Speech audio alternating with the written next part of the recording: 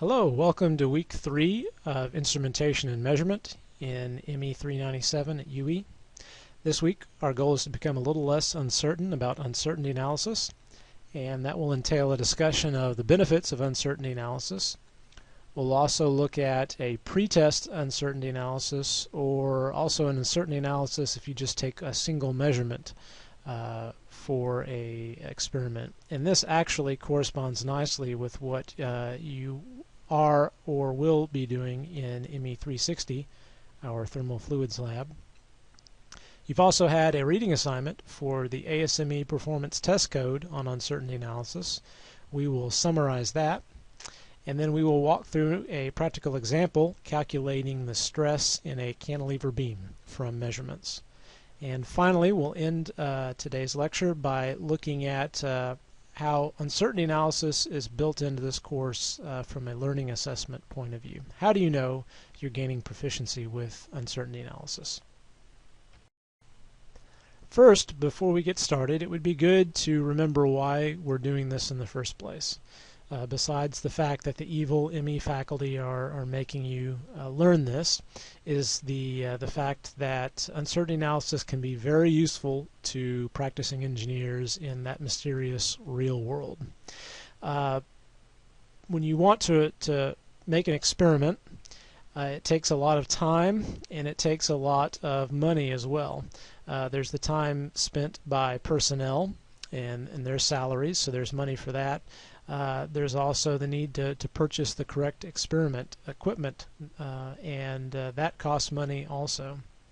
So it would behoove you to do it right the first time and to get out the most information that you can. Before you even run an experiment, uncertainty analysis helps you make rational selection of instruments and also informs you as to the best strategies for doing the calculations. It helps you design the most cost-effective test. Employers generally like it when you can save money and not waste money. In the first place, it's going to tell you whether the test is feasible or not. It could be that the tolerances that you're looking for are not going to be achievable, in which case you would waste money by trying to run a test that's not going to give you good output. After the fact that you've run the test, it helps you to identify the dominant sources of error. And it also helps you establish the level of confidence in the data that you find from the test. Anytime someone else runs an experiment, they're going to get a slightly different number. Just how much are those numbers going to vary? In other words, what is the level of confidence that you're going to attach to that number you report? All these things, hopefully you can see, would be useful for a practicing engineer. One type of uncertainty calculation can occur at the pretest. So even before you run an experiment, let's say you would like some idea of what kind of error you can expect from your result. This also matches the same idea if you did an experiment and you just took a single measurement. Now in both cases, our instrument uncertainty, so this would be whatever quantity we're measuring, the mean value is reported plus or minus a uncertainty on that. And that uncertainty would comprise of a systematic and a random component. Now if it's pretest or single measurement, in both of those cases we do know the systematic or bias uncertainty. Those could come from, I've got it listed right here, this guy would be our resolution or quantization or interpolation error, however you want to say it. I'll write it down here as resolution. Resolution uncertainty. And that's going to be equal to plus or minus 1/2 of the resolution of the device. So let's say I'm using a ruler and the ruler goes down to 1/8 of an inch. Well, on that, if it's anything in between, there's a possibility, it could be 0.6 in between, in which case it would round up. It could be 0.4, it would round down. I'm using 1/2 of that resolution error in interpolation. So we would always have that for an instrument. And then I've just got these others listed as a generic placeholder for any other instrument calibration sources. So anything from the instrument calibration.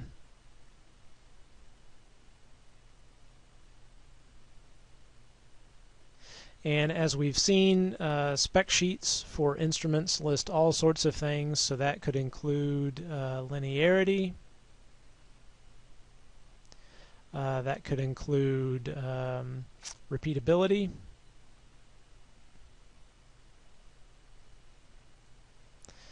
I'll just put etc. here, but we also have zero drift, for instance. We have hysteresis, those other things that we've seen. And as you've also seen in practice, manufacturers use different words sometimes for different things. We have to be very careful in how we're reading the spec sheet. But all of those can be combined using the root sum square method, making sure you keep the units consistent, into a systematic uncertainty for the instrument. So we have that available pre-test or with a single measurement. What we do not have in both of those cases is a actual random or precision uncertainty. And that's because that random uncertainty is due to noise in a test. For multiple measurements, we can use statistics, as we'll see in just a moment, to quantify the amount of that variation. And if I haven't taken data yet, or if I've taken just one data point, I have no way to quantify that noise, that random uncertainty. So instead, the best thing I have is to use my best judgment. So we'll just say right here, use your best engineering judgment. And judgment.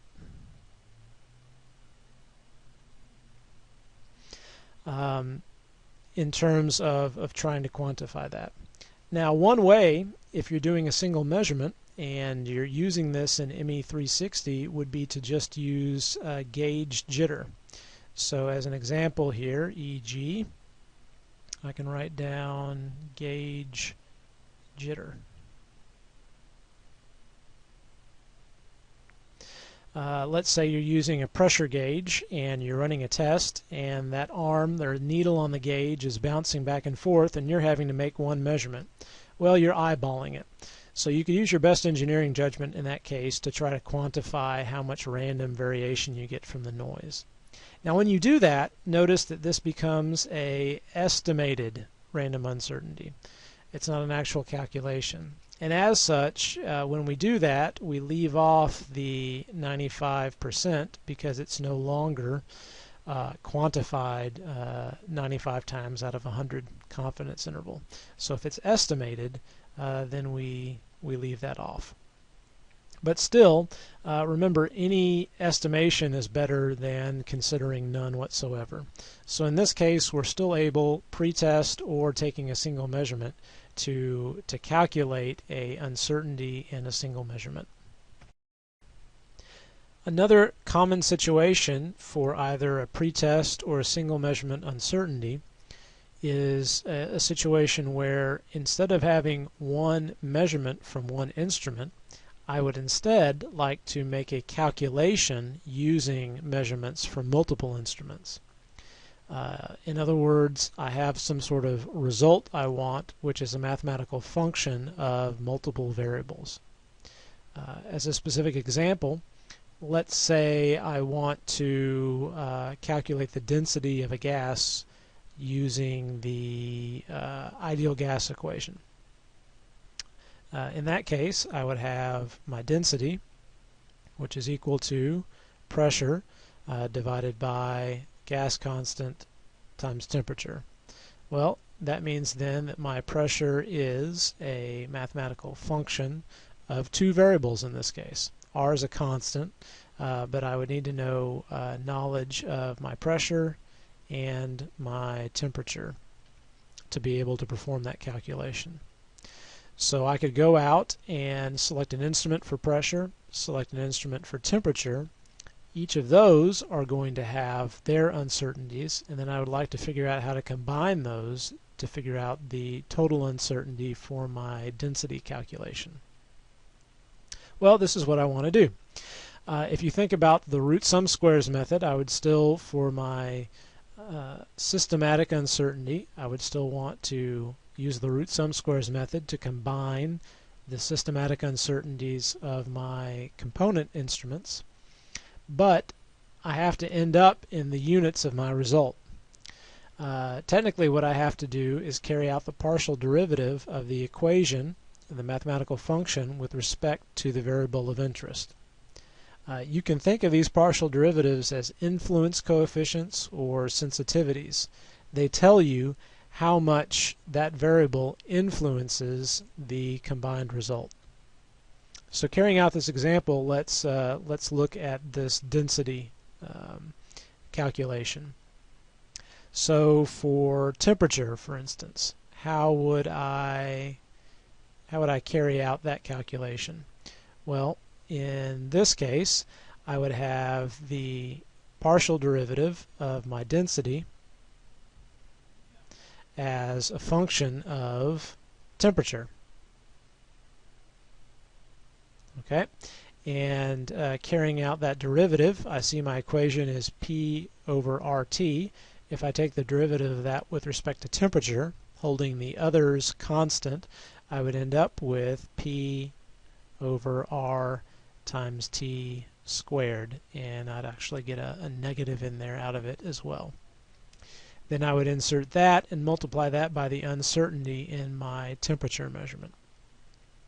One thing to note is that the negatives don't really matter at all, because each thing is squared before you take the square root, and the squaring will obviously get rid of the negative.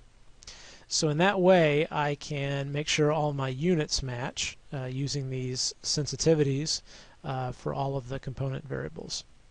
And then I could do the same thing for my estimation on random precision error, if there is. And then finally, I can take those combined results and then, via the root sum squares method, combine those to obtain my total uncertainty in the result. So now let's look at how we can more accurately quantify the random uncertainty in a measurement or a calculation for multiple measurements.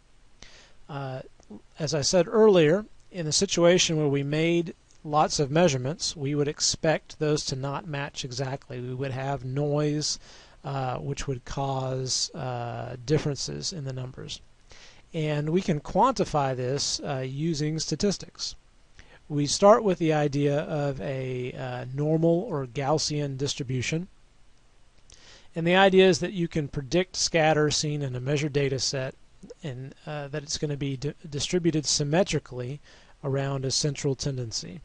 That's also known as the bell curve. And random scatter for most engineering measurements are normally distributed.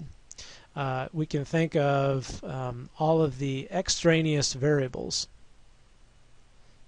that we learned about in the first lecture, things that affect the measurement by differing degrees. There are many extraneous variables, and added together they result in this random scatter. Now I said most things are normally distributed. For our cases, everything we see will be. There are situations, however, for instance, the jet turbine engine industry, they're concerned with fatigue life in metal samples, and in that case, the data for wear due to low cycle and high cycle fatigue does not follow a normal distribution. It follows a Weibull distribution. So this doesn't model everything, but just most things for engineering needs. I have an example here, a nice picture from Wikipedia from Sir Francis Galton. He built this elegant machine called the bean machine, and you have these pegs. You drop a bean in, and the bean randomly proceeds bouncing its way through the pegs, and then he had different slots to collect the beans. And this is an example of something where the random scatter, due to this random process of the beans striking the pins, is normally distributed. You have this data that is distributed symmetrically around a central tendency. So the central tendency is that most of the beans are going to fall in that middle chute, and you can see them there. And then the further out you get, the less number of beans that are going to make it down that far. It's not as likely that a bean is going to hit off of the pins and work its way all the way over to the right or to the left. It's more likely that it's going to fall somewhere in the center. And so if you throw several hundred beans down and look at where they collect, you end up with something approaching the bell curve, the normal distribution.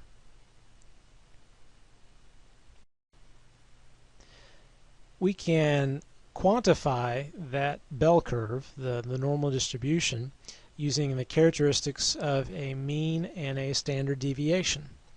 Now this is the topic of Engineering 390 at UE, which you might have had, and you might have seen statistics earlier in physics, for instance, as well. The mean is a very common calculation for us. All you do is sum up the various results and then divide by the number to obtain the mean. And for the nomenclature, we just put a overbar on the variable. That gives us our central tendency.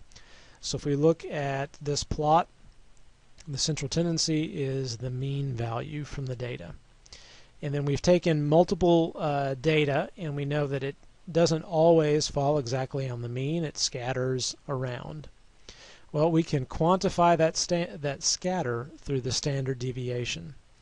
That we'll call S sub x, the standard deviation of the variable x. And we can calculate that by taking each measurement and looking at the difference of it from the mean, how far away that measurement is from the mean value. We come up with all those differences, we square them, then we sum all of that together. We divide by the number of samples taken minus 1, and we take the square root to arrive at the standard deviation. And then you might have also seen the z-score is a way of quantifying how far we are away for a measurement. So you can obtain that. It's has no units, so it's a normal type of normalization of the data. And that would be the value minus the mean divided by the standard deviation. Let's look at a couple of examples here. So if something follows a normal distribution, then you can look at a spread of plus or minus 1 standard deviation. Okay, for the z-score that looks like 1.0. And if I look at the probability tables, that's going to tell me that it covers 68.26% of the observations. Graphically, I'm talking about from here to here. That is 68% of the data is falling within plus or minus 1 standard deviation. What about 2 standard deviations? Well, so the data that falls within the mean plus or minus 2 times the standard deviation, that's a z-score of 2. Well, on either side, 47.7% lie. We add them together symmetrically to get 95.45%. So for plus or minus 2 standard deviations, 95% of the data lie. There's 95%, and this 1 standard deviation was 68%. 3 standard deviations around the mean, that turns out to be 99.73%. At that point, we've gotten just about everything, all of the occurrences. It's very likely that covers all the data. Not much is going to be expected to fall outside.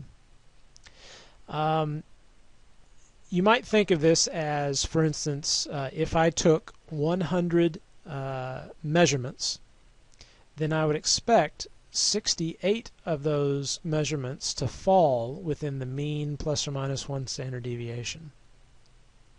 Okay, the other 32 would fall somewhere outside. Another way to think of this is no one really does it anymore, but if a professor says he's going to grade on a bell curve, well, what that really means is for 100 students, I would assume that 68 of them are going to fall within plus or minus 1 standard deviation of average, and those students are going to get a C. They're my average students. Then 13.6, so about 13 or 14 students are going to fall 1 standard deviation above that, above average, and I'll quantify those as my good students, B students. They'll get a B grade. I can look at another standard deviation below, and they would be below my average. I would quantify those as my D students. And then a much smaller group, 2 students are going to get an F, 2 students are going to get an A. And I use those statistics then to guarantee how many students get a certain grade based on the law of averages.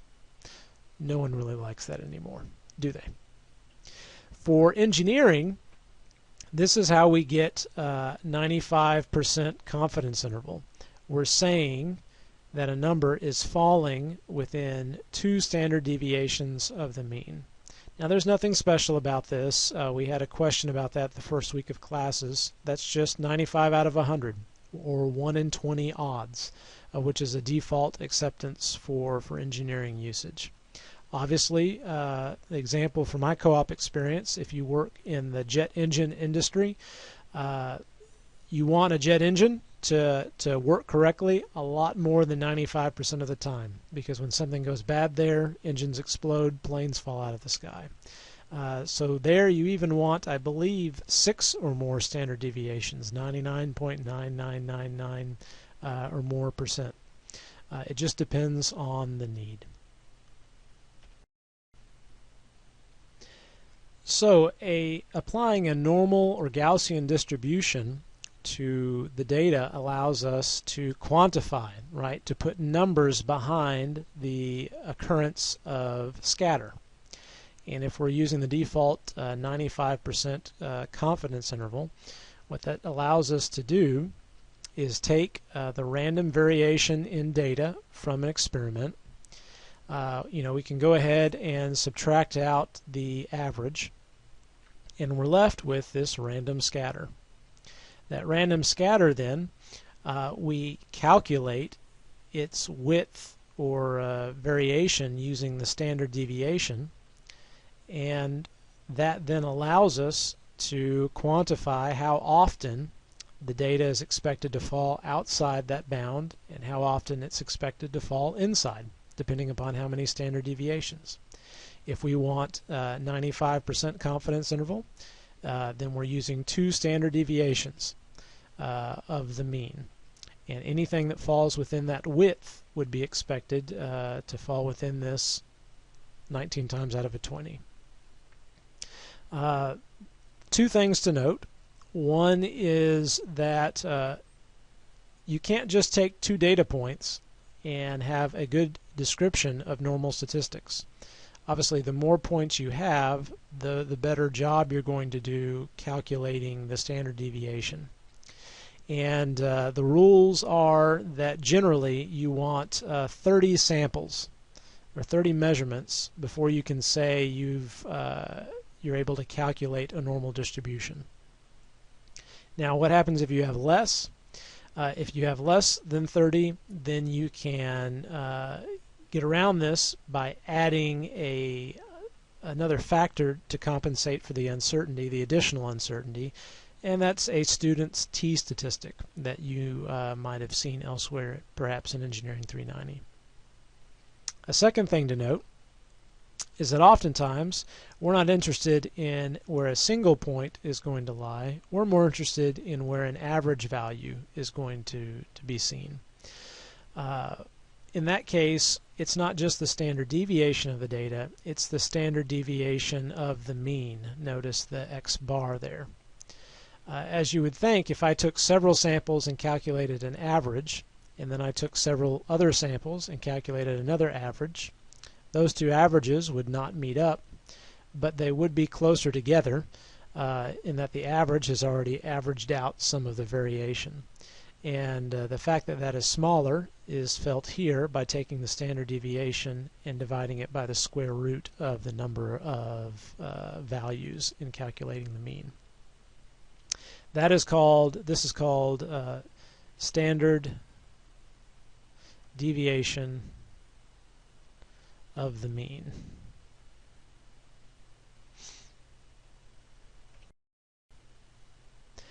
So how does all of this tie together? Well, here we're going to summarize what you've been reading in your ASME Performance Test Code on uncertainty analysis. Now in this case, we have multiple measurements that we've made. So with those multiple measurements, we can not only calculate a mean or an average, but we can also calculate a normal distribution on the noise in the data. For this to work, and for us to assume normal statistics, remember, we need number of measurements on the order of 30. Okay, and that is for normal statistics.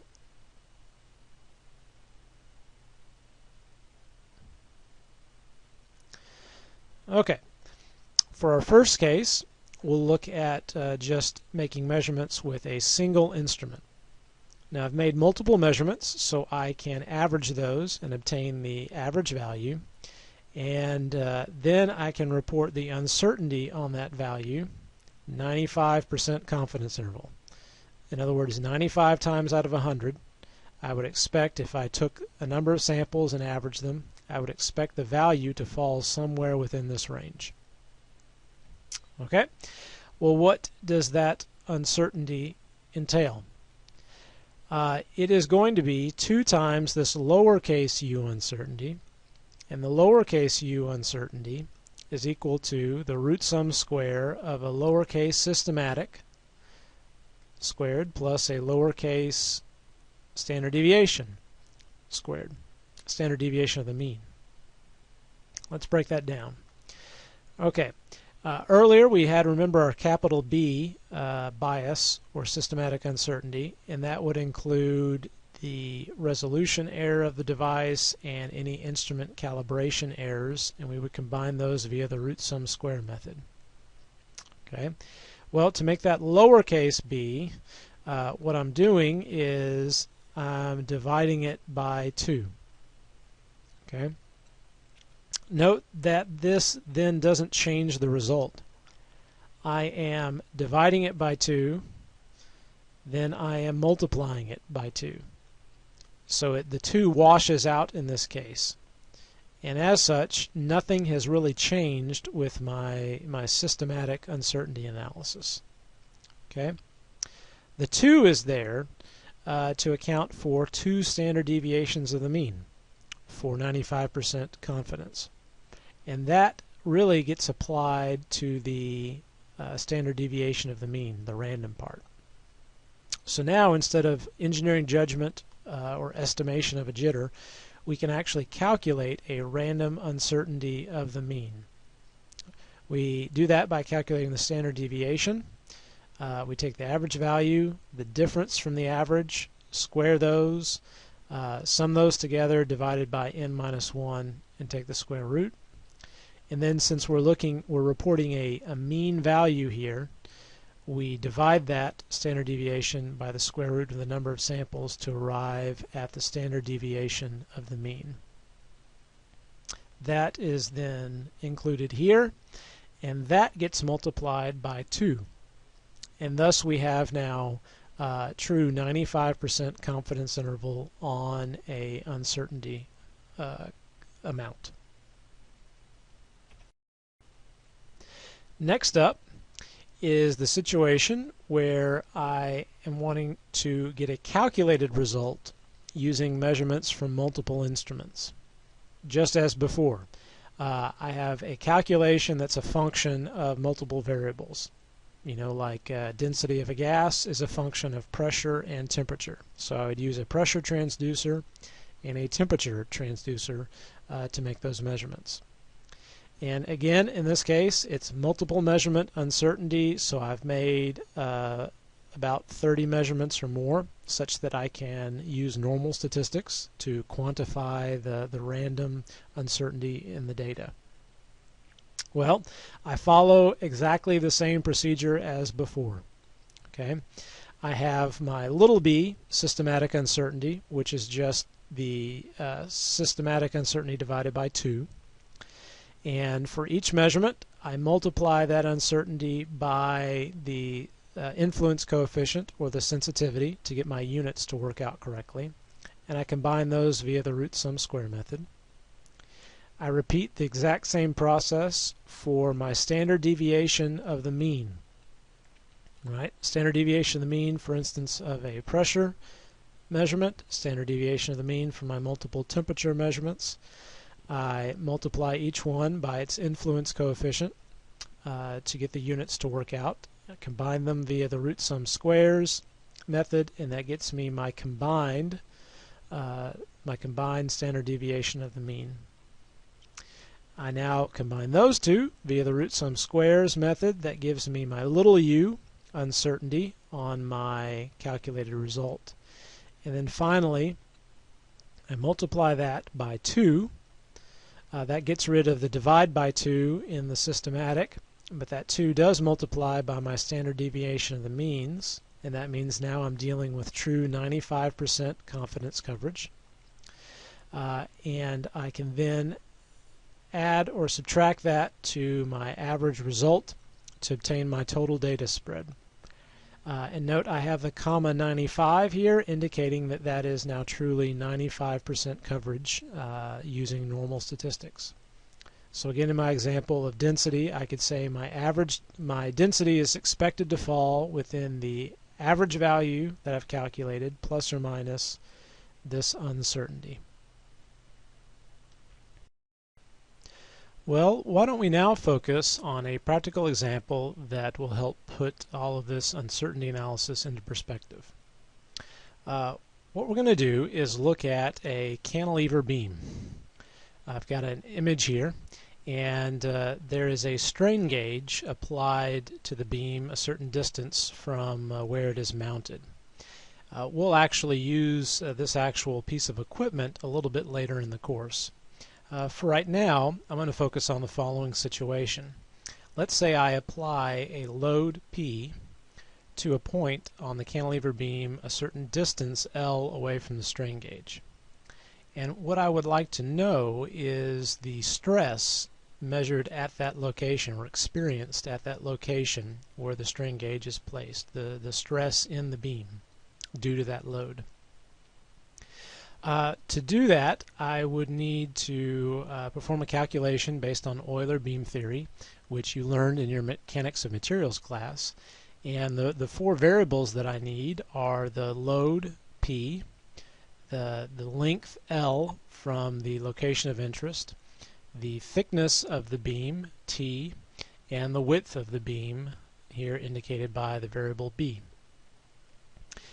And I'd like to know not only the stress at that location, but also the uncertainty on that stress calculation from these 4 measurements.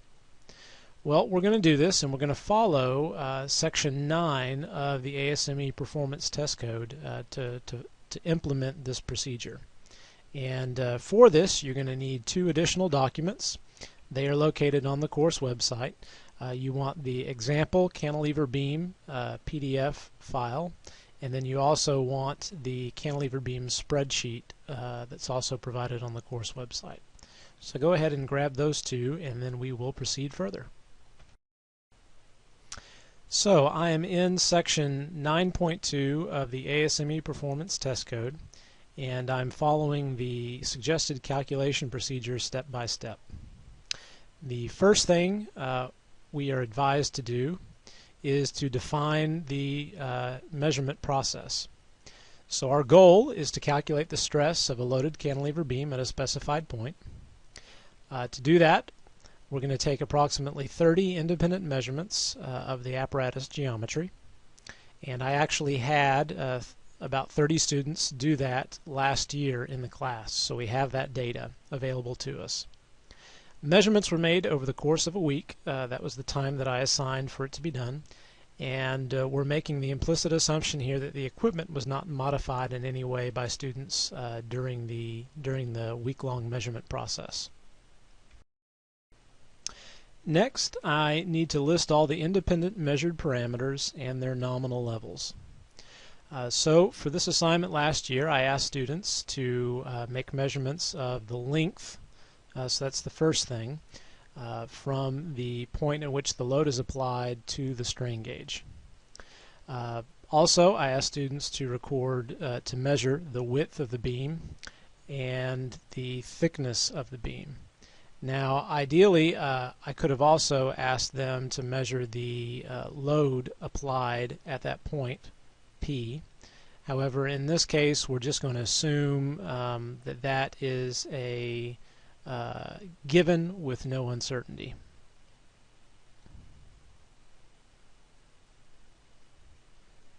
With no uncertainty.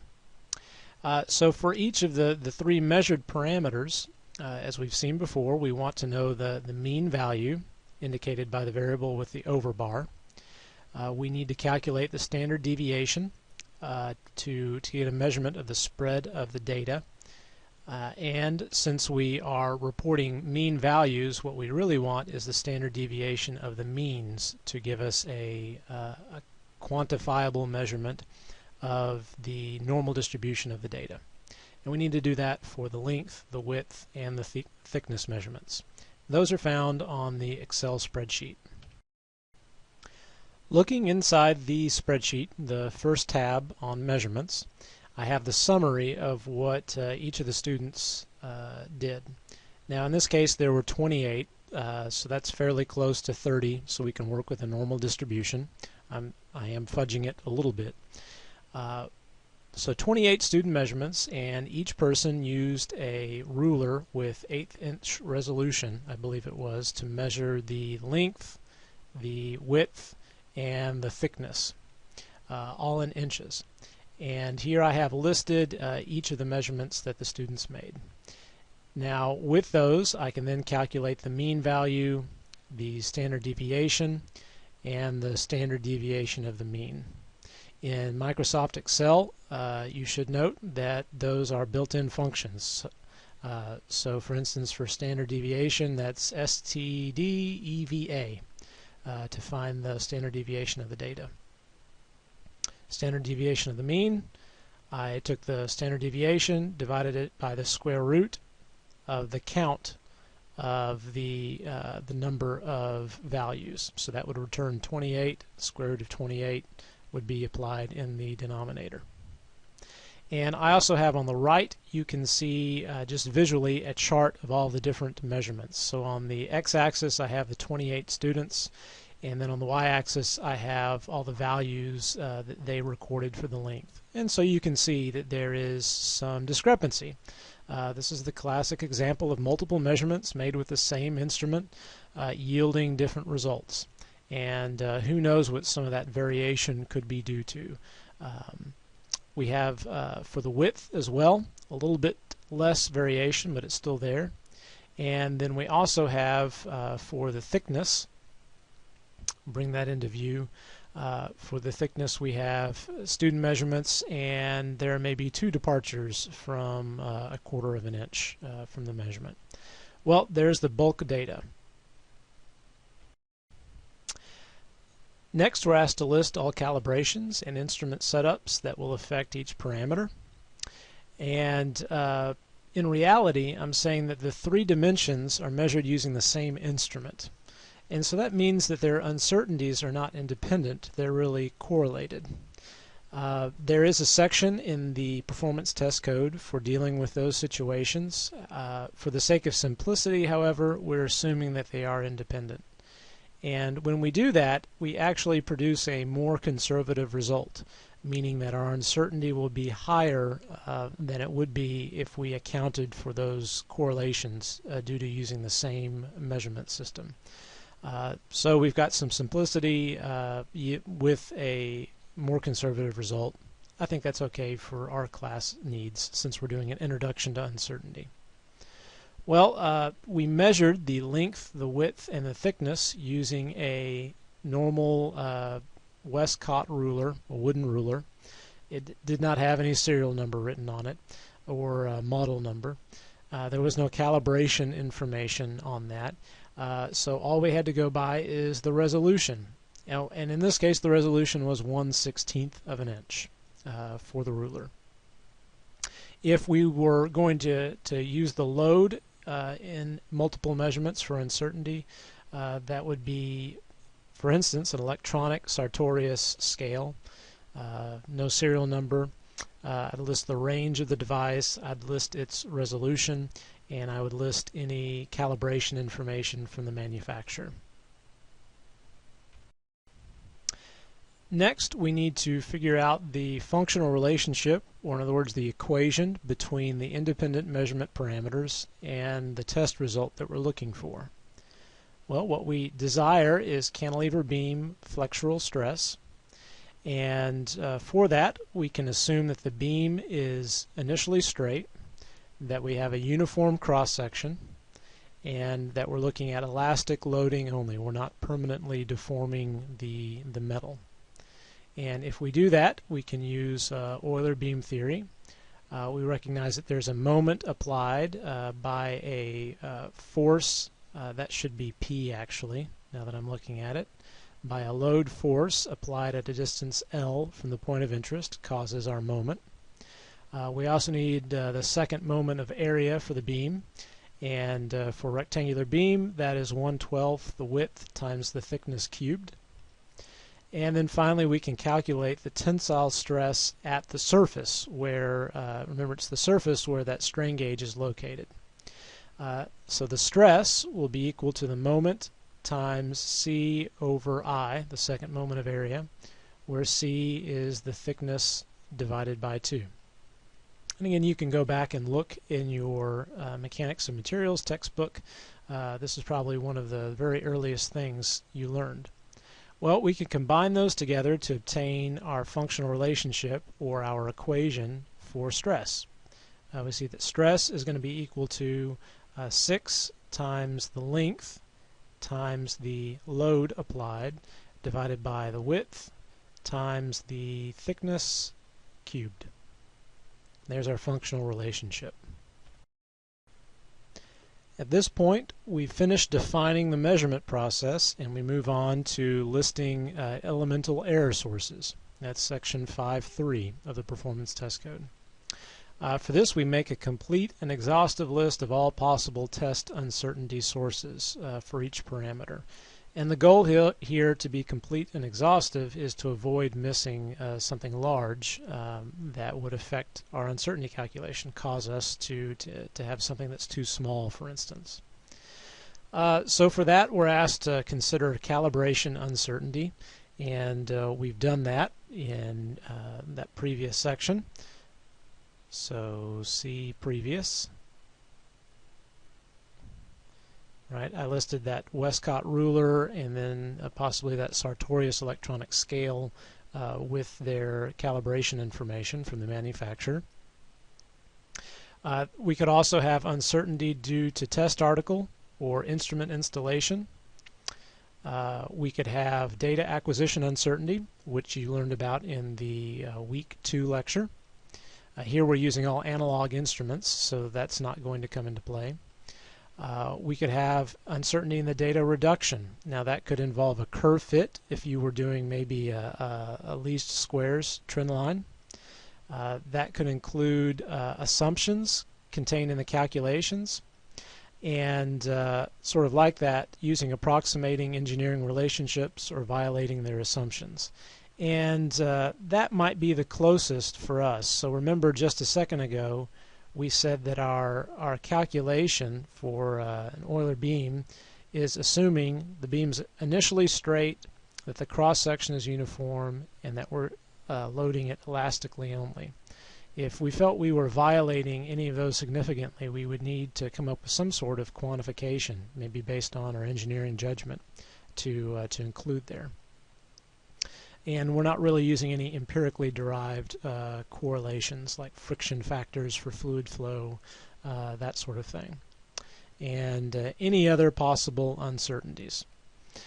So apart from that, we are assuming those we don't have any in this specific situation.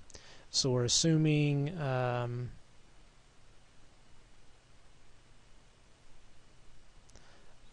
no other sources.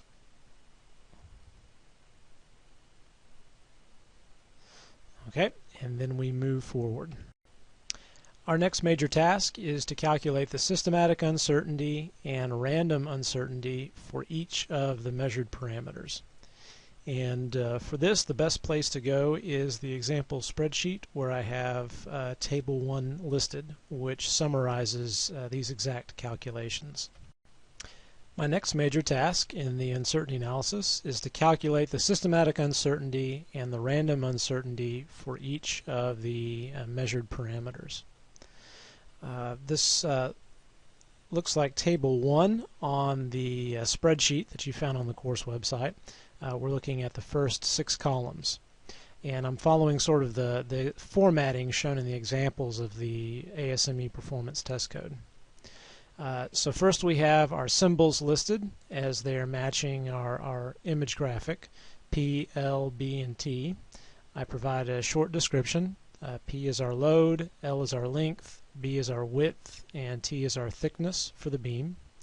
Always units are important, so I've got pounds force for the load and then inches for the 3 dimensions.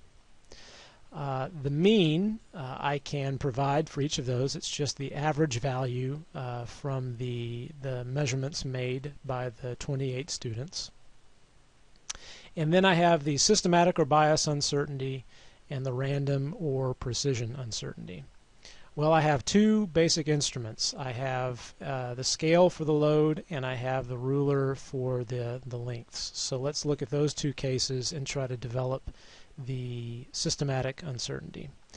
First, let's look at the ruler. Okay, so for our ruler, we have our capital B, our systematic uncertainty in the length measurement. And remember, that's the same thing as the overall instrument error that we discussed in earlier weeks. And for us, we only have one thing. We have the resolution error of the device. We have no calibration information, so we have the square root of the interpolation error squared, and that's the same thing as taking the absolute value of it. And for us, that's 1/16 of an inch resolution. Therefore, we need plus or minus the resolution of the device divided by 2.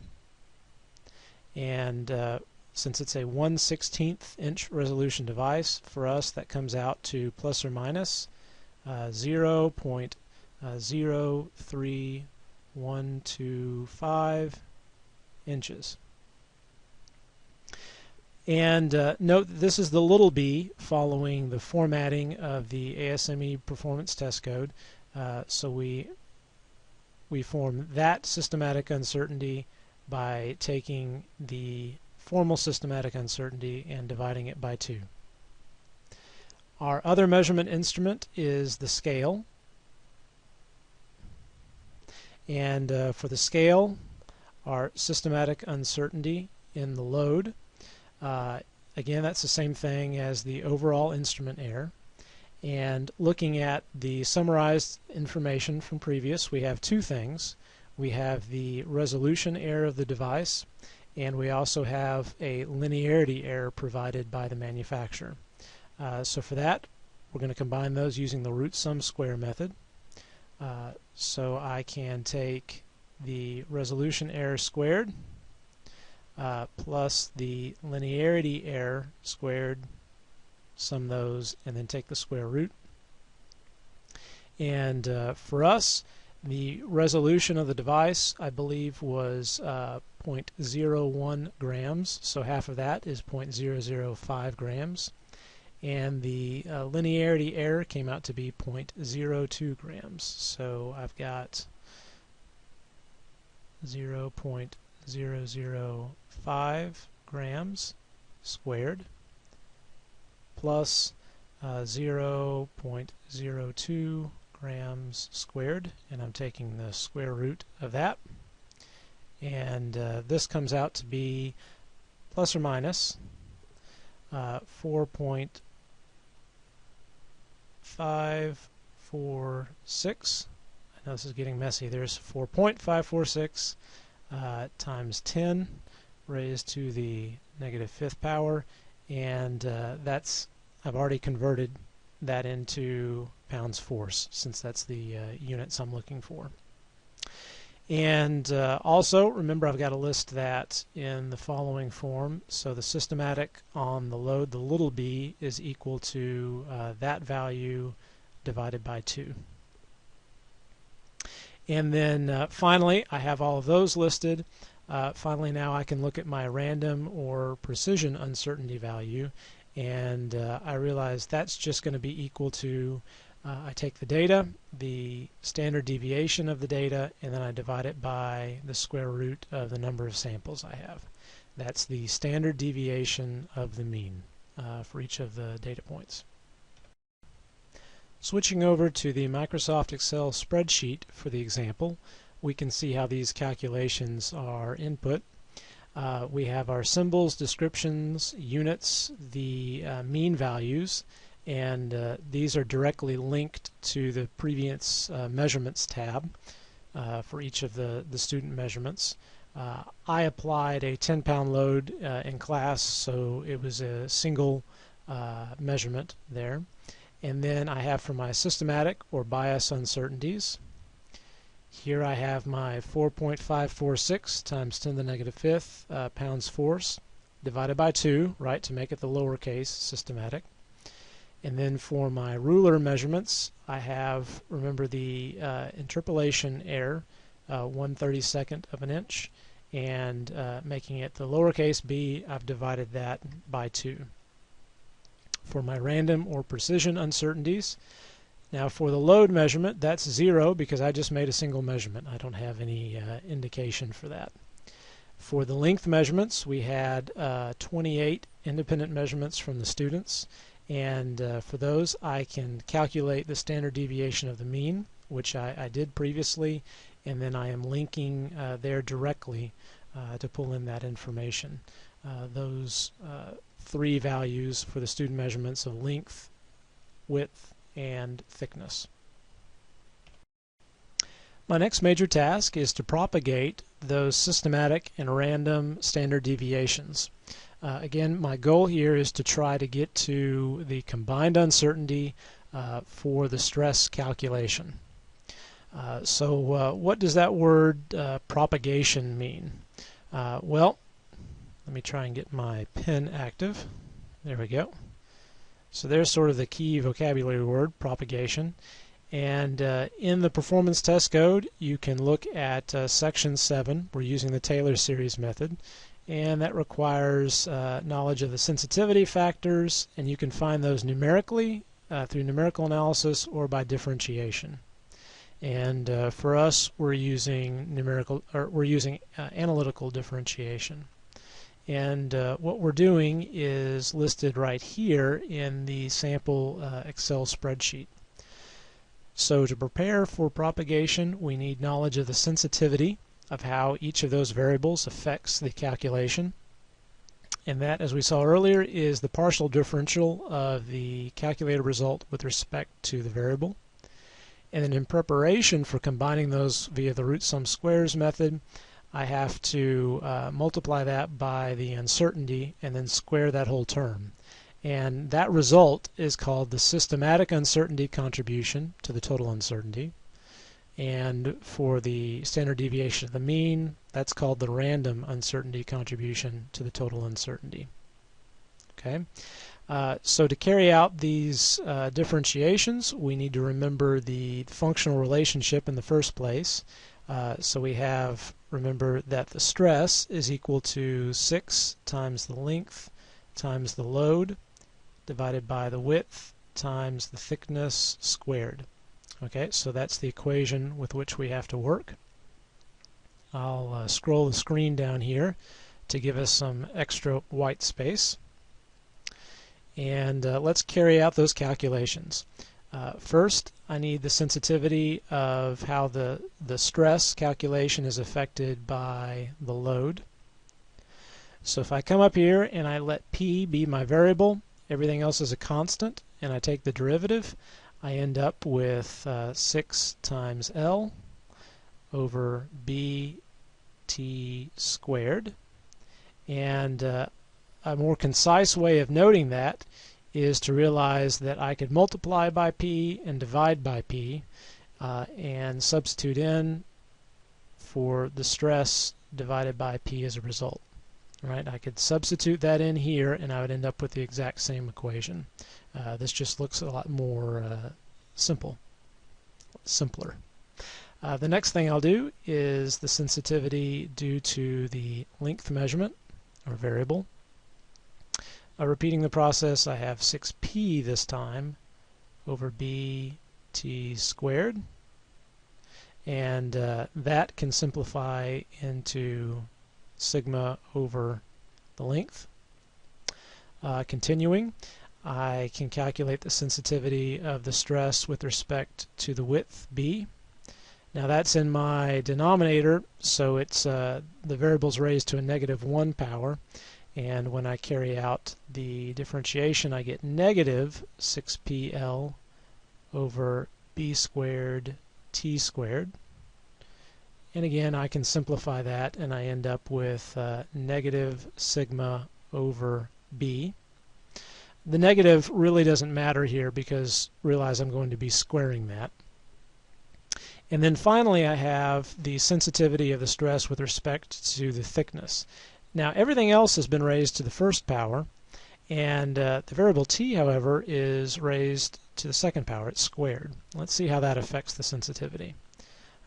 So I have the partial derivative of the stress with respect to t, and I'm going to see that's equal to minus 12 times p times L over b squared times t cubed. Okay, I had the 2 comes down as a multiplier, so there's my 6 going to 12. And then I can simplify this, and I end up with negative 2 times sigma over t. So we see that whether it's in the numerator or denominator doesn't really affect the sensitivity. The negatives are going to get squared out anyway. Exponents, however, do affect the sensitivity. So the fact that that thickness is squared would magnify any possible uncertainty, and we see that captured here in the sensitivity by a multiplying factor of 2. Now let's go to the actual spreadsheet and see how those are calculated. Okay, we're in the spreadsheet and we're looking at the propagation calculations. So column G here is sensitivity, and let's look at an example for the load calculation. I used, remember the equation was 6L over BT squared, so I have 6 times D8, which is the mean length value, 6L divided by B, which is my width, that's cell D9, my mean width measurement, and divided by the thickness squared, so there's cell D10, which is the mean thickness value from the data raised to the second power squared. And repeat that then using the appropriate equation for each of the other parameters. Note that those are negative because that technically I do get that negative from the number being in the denominator. However, then for the systematic contribution, remember I'm taking the sensitivity, multiplying it by the systematic uncertainty of the measurement, and then I am squaring that result. So let's look at that. For this equation, I'm taking the sensitivity, I'm multiplying it by the systematic uncertainty, and then I'm squaring that result. I'm doing that then for each of the others, and I'm repeating the process for the random uncertainty. Okay, now I have in respective parameter units because all of those sensitivities are going to have specific units associated with them. However, now that I have well, and then I've done the same here. These might be in units of stress. However, that stress is squared. So I've just listed the in respective parameter units, indicating that each of these right now has a different unit associated with a different row. My next major task is to then calculate the uncertainty in the stress measurement that I'm interested in. To do that, I combine the systematic and random uncertainties using their sensitivities to obtain the total uncertainty. Okay, so that appears as table 2 in the example spreadsheet. So the symbol of my calculated result, right, not my measured, but my calculated result. The symbol is sigma. That stands for stress. The units of stress are going to be in pounds force per inch squared. And then I have, for instance, my calculated result. Well, that's my same old stress is equal to 6 times load times length over width times thickness squared. I have my calculated systematic uncertainty. That is going to be equal to, so I'll have the systematic uncertainty in my stress. Looking at the previous lecture slides, remember that's going to be just the root sum square of all of the individual components. So the sensitivity with respect to load times the systematic uncertainty in the load squared. And then I would do that for all of the other terms, and then combine those via the root sum square method. I would repeat likewise using all of the standard deviation of the means to calculate my precision uncertainty. Then I would have my combined uncertainty for the measurements, so that combined uncertainty, the lowercase u in my stress, would then be equal to, and I would just use the root sum square method to combine my lowercase systematic uncertainty in the stress with my standard deviation of the means for the stress as well. Okay, and then finally my expanded uncertainty. Expanded means taking into account the 2 standard deviations, which then yields my 95% confidence interval in the data. And so that capital uncertainty in my stress result would then equal 2 times the lowercase uncertainty in my stress result. And as you remember, to get the lowercase systematic, I divided by 2, and now I'm multiplying by 2, so that goes back to normal. And then the 2 really affects here to multiply by 2 standard deviations of the mean, which gives me my 95% confidence interval. And that is then what I would report, right? I would take I would say my stress value is equal to whatever that calculated result is, plus or minus the uncertainty at a 95% confidence interval. Let's look at how this is implemented then in the spreadsheet. So back in the spreadsheet, I'm now looking at table 2 here for my calculated uncertainty result. I have my symbol, which is stress. I have the units listed.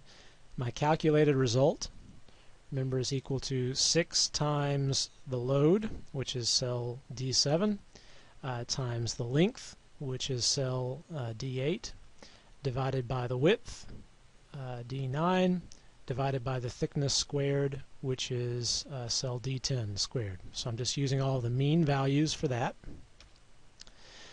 Then I calculate my systematic uncertainty for the stress. And the nice thing here is that I've already calculated, right, their contributions of each parameter, the sensitivity times the uncertainty component squared. So all I need to do then is sum those together and take the square root. So I have the square root command of the sum of those four. It's the same thing for the calculated precision uncertainty. I already have their contributions to the total, and I just need to summarize or sum those and then take the square root of the sum, which I've done. And if I went through and checked the units, I would see that those are now in units of pounds force per square inch stress. So that's good. My combined uncertainty now is just the root sum square of these two. So I have the square root of column E row 16 squared plus column F row 16 squared. And then finally my expanded uncertainty is 2 times the combined uncertainty, which gives me my 2 standard deviations of the mean for 95% coverage. Okay, now we can move forward. My last major task in the uncertainty analysis is to report the results. Now the completed spreadsheet helps us look at the formatting that ASME shows in their examples. I can bring that spreadsheet up. So for our cantilever beam stress example, let me scroll down a little bit. Okay, so the table 1 for independent parameters used in the cantilever beam stress test. I would say that, for your experimental method, this is the kind of information that you're looking to report in terms of uncertainties. These were your 4 experimental measurements, or the 4 variables that you're measuring: the load, length, width, and thickness. The units of those is important. And then to summarize what was taken, in addition, to the number of samples, which is important, the mean of those values, their instrument systematic uncertainties, and the instrument or the process random precision uncertainties.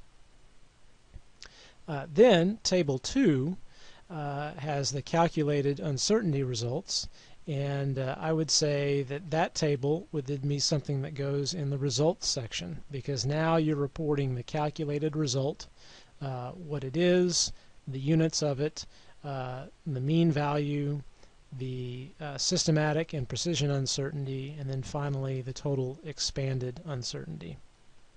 The propagation steps, the intermediate steps for the sensitivities and the uncertainty contributions, I would say that type of information could best be placed in an appendix. It's part of the process, the detail. Now, this is going to give you information as to what was measured, and then also the result and the uncertainty attached to that result. Now, that's not all we can glean from this data. Remember, this is going to give us some idea of how good our test was. In this case, you might say that's a pretty large uncertainty to attach with the calculated result. So we would want then to look at the component values of the uncertainty and to try to identify, what is the culprit. If I had $1,000 to spend to improve this test, what would I focus on improving to reduce the uncertainty by the most that I can? Okay, so that final thing is the idea of the Pareto chart, which enables us to visually compare the different sources of error. Let's go back to the PDF and talk about the Pareto chart. The idea behind the calculations of the Pareto chart is, if you remember, our uncertainty in the result is equal to the root sum square of the systematic uncertainty squared plus the standard deviation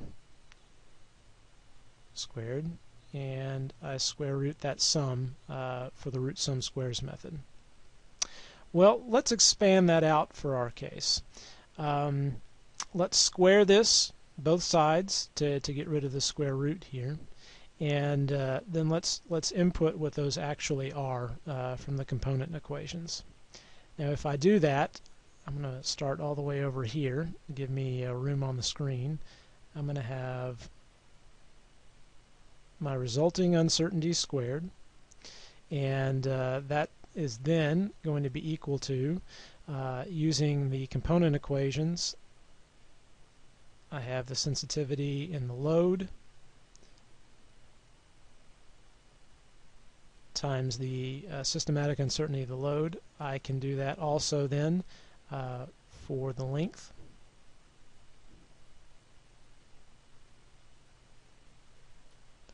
I can then also do that for the width. I can do that for the thickness.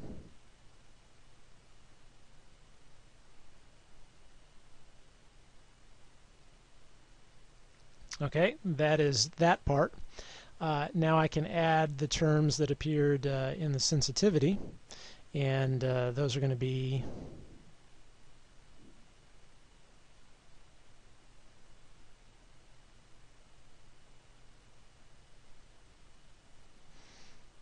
load term,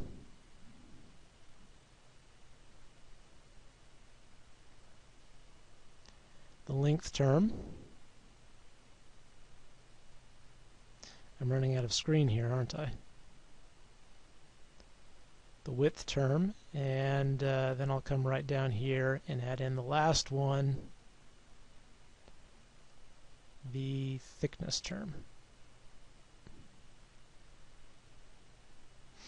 Okay, so why have I combined all of those here on the screen? Remember, I squared both sides, so that took away having to do the square root of those terms.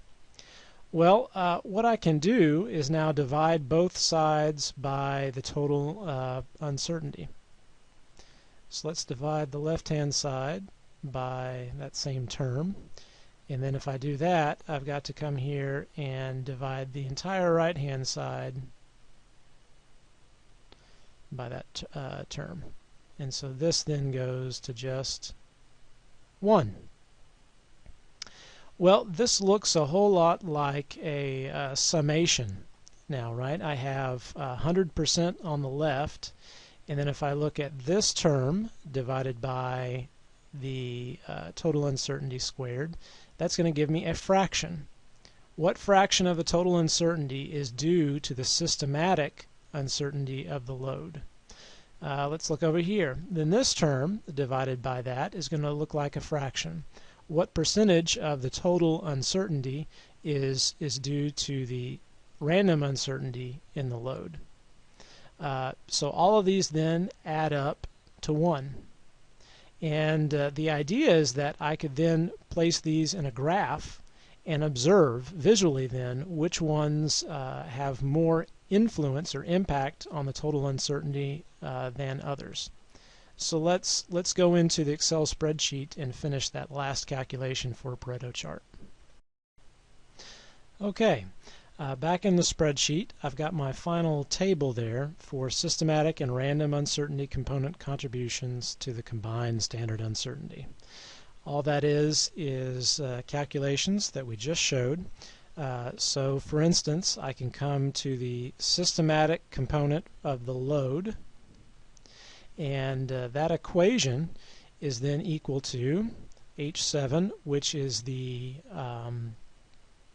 sensitivity times the systematic uncertainty of the load squared, and then divided by, according to my equation, the combined uncertainty squared, and then I multiply that by 100 to turn it into a percentage. And I repeat the process for all of those 8 terms, the 4 systematic terms and the 4 random precision terms. Okay. Now note that all 8 of these sum to 1, as they should, and I can graph those, and I have that shown right here. Here's my Pareto chart comparison. And the beauty of this is that it immediately shows you the culprit for the total uncertainty you're seeing. In this case, the load, remember I only made one measurement, so I did not have a random precision. But the Sartorius electronic scale had a very low uncertainty associated with it, and the relative contribution to the total stress uncertainty is negligible. For the length measurement, we were measuring a 9-10 inch type length using a foot-long ruler. Even though it was an old wooden ruler, we see that in terms of the relative contribution, it was very low. The same for the width. Now let's look at the thickness. Okay, I do have a little bit showing up for the random precision error, but the largest bit, 96% of the uncertainty, is attributed to the systematic uncertainty in the thickness measurement. Okay, let's scroll back up and look at that a little bit further. My thickness measurement was a mean measurement of 0.126 inches, in other words, 1/8 of an inch. The resolution of my ruler was only 1/16 of an inch. So you see that forms then my dominant uncertainty, the interpolation error, as a part of that. So going back down, if I wanted to reduce that 14,000 psi uncertainty on my 28,000 psi stress measurement, the first thing I should do is invest in a better instrument to measure the thickness. And for instance, I could get a micrometer, which would provide resolution down to, I believe, 1,000th of an inch. And that would significantly then reduce my expanded uncertainty. Hopefully that gives you sort of a taste on how we can use the power of uncertainty analysis to determine what equipment is going to contribute the best or the worst to the analysis. Note as well that you can do this even before you've run the experiment. So all of your random precision uncertainties would be 0 at that point, but you could still propagate through the systematic uncertainties and see how they would combine before you even purchase the equipment and run the test. Let's go back now to the... At this point, let's return back to the lecture slides and summarize this idea of the Pareto diagrams. And these are discussed in the Performance Test Code in section A41. And there's this phrase there, the vital few versus the trivial many. And as you saw in that example Pareto chart, that really the other measurements had a very small effect on the uncertainty. It was dominated by that vitally few, or that vital one measurement with the thickness. Well, because of the root sum squares rule, any component of random or systematic uncertainty that's 20% lower than the other random or systematic uncertainties can be safely neglected. And as a result, only a few sources of error usually dominate the uncertainty of a given test. Let me show you this way. You know, if I was doing a root sum square calculation,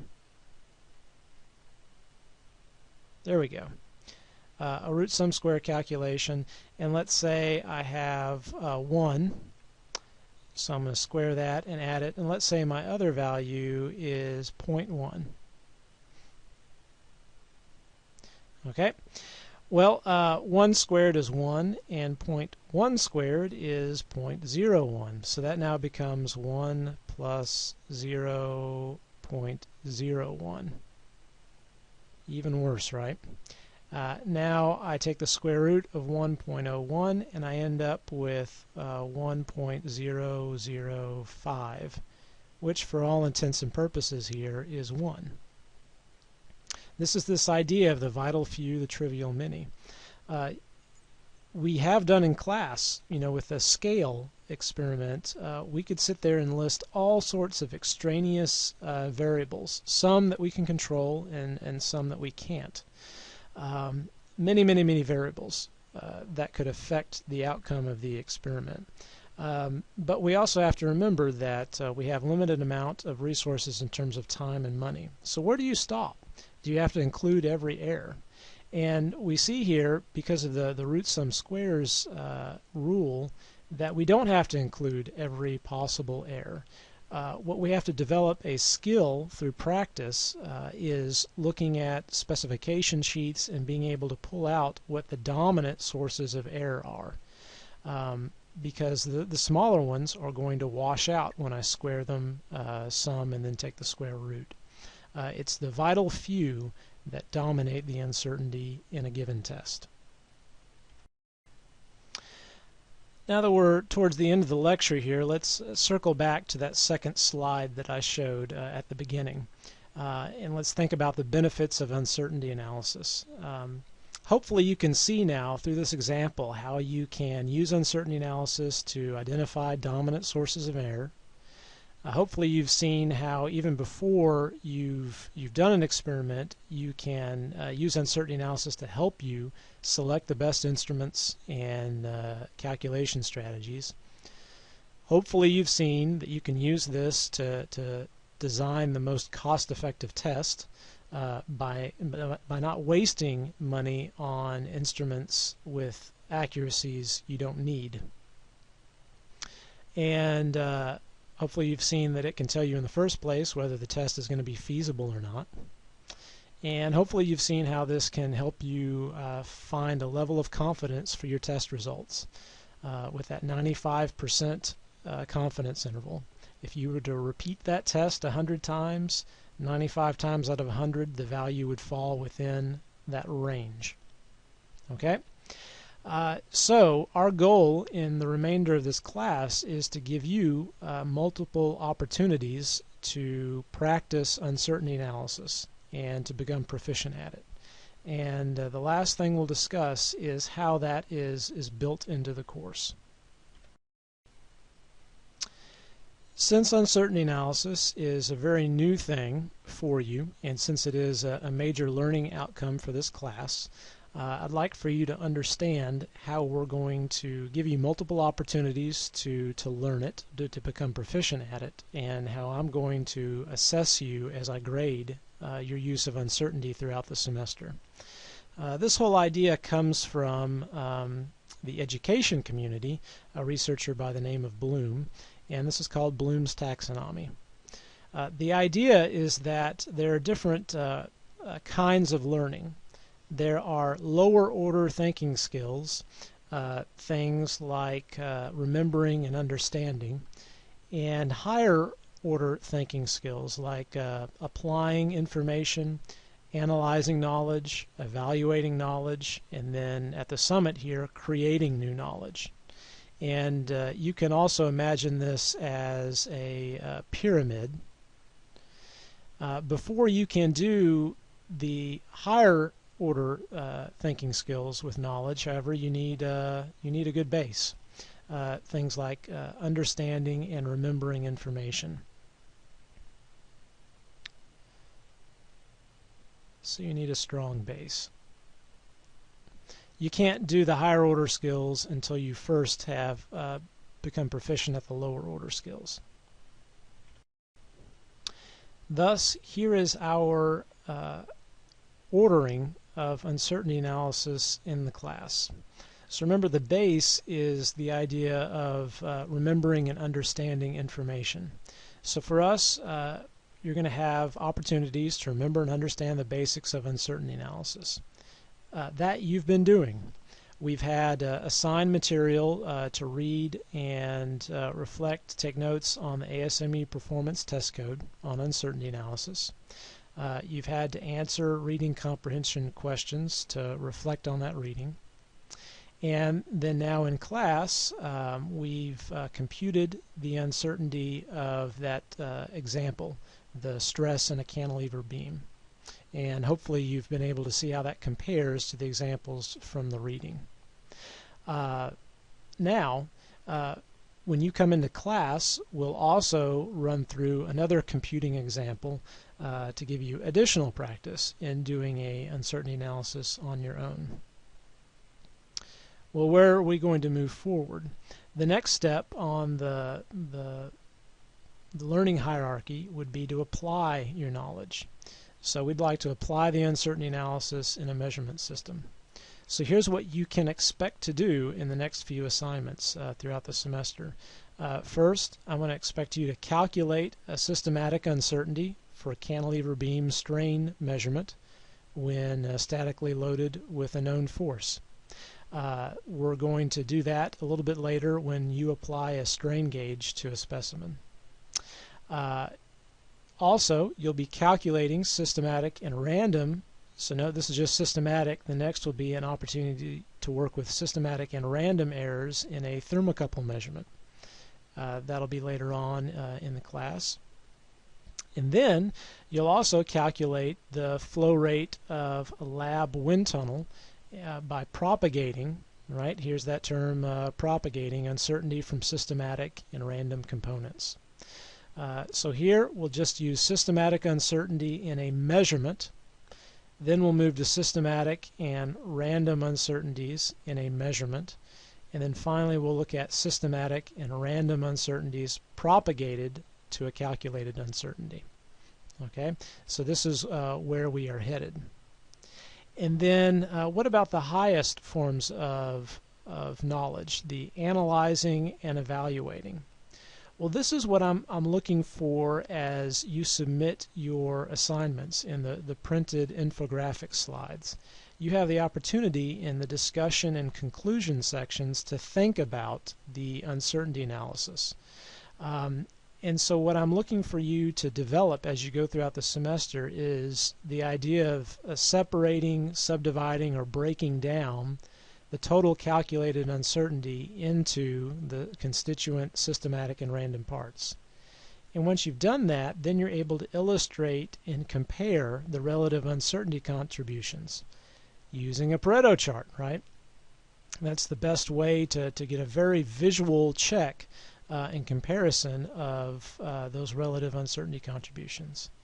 And once you've had an opportunity to do that type of analysis, then you can do one of the highest forms of learning with uncertainty analysis in this class will be to evaluate or grade or judge which of those instruments contributed the most to the overall uncertainty. So as you go throughout the class this semester, hopefully you can see how this is going to be built in with increasing expectations. And then I'm looking for you to be able to do this and think about not only the ability to do an uncertainty analysis, but to analyze and evaluate what you've done. So hopefully baby steps towards learning uncertainty through this class.